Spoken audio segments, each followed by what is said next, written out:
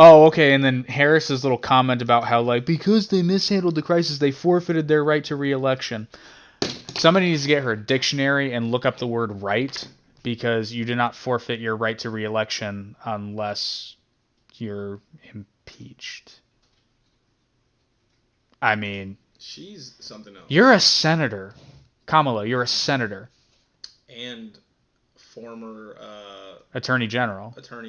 Former prosecutor. You should kind of know the law, particularly constitutional law. You know, and I will say this, though. A lot of people keep speculating she slept her way to the top, and it's like, you don't sleep your way through law school. I'd not heard that. Well, a lot of people say that shit, and it's like... Well, a lot of people say a lot of shit. I've said stuff like that just out of spite. You know, yeah, I don't think she did. A lot of people don't realize that when they say stuff like that, and they're high-profile individuals, that it carries some steam. Yeah, so it's it's like take everything you hear with a grain of salt. What is it? Everything. Believe half of what you see, and none of what you hear, and 100% of what you research. Well, I'm gonna say about 50%. It depends on your sources, but even like you can't even trust pictures and videos anymore because all this deep fake shit going on. Yeah, it's a scary. Like scenario. I mean, you can't trust a photograph anymore.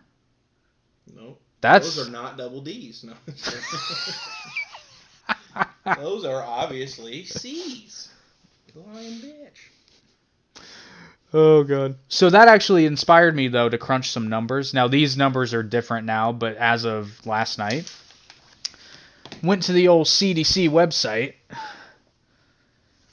and the mortality rate, according to the CDC's numbers, which are... The case number, I don't think, is all that disputable, but the mortality number is, in my opinion. Yeah, because of all. But let's give them the benefit. Let's say, because so as of yesterday, the number of confirmed cases was 7,528,313, and I know that's gone up because it's been a day. But as of last night, and then the CDC's mortality rate, well, not mortality rate, mortality number was 211,132. That's a lot of numbers. So that's basically it. I rounded down a smidge, but it was 2.801. So it's 2.8% mortality rate. Now, this is the problem with percentages. Because 2.8 sounds really low, but that's actually higher than the Spanish flu epidemic, which surprised me. Which the Spanish flu was killing 20 to 40-year-old demographics. Correct. So... But it was also a coronavirus.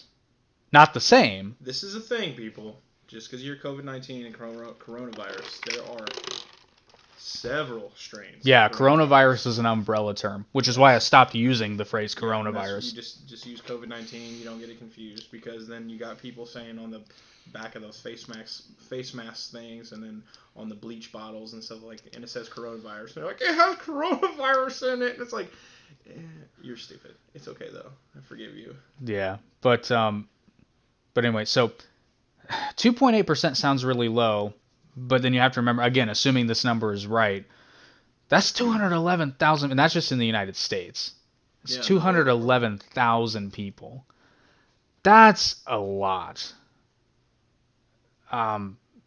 Which is why I get really annoyed when people bring up percentages, because and this is an absurd example, but it makes sense.